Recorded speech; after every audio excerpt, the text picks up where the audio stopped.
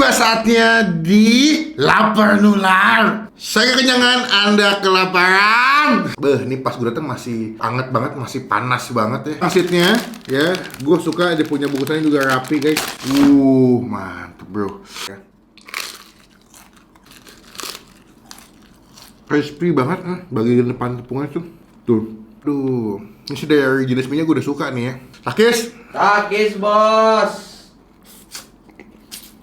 Gila, lembut banget mie nya.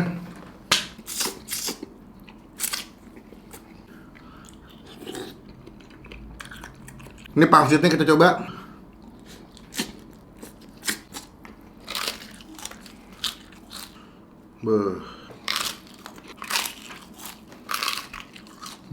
Ini kita kasih nilai 9 dari 10. Enak.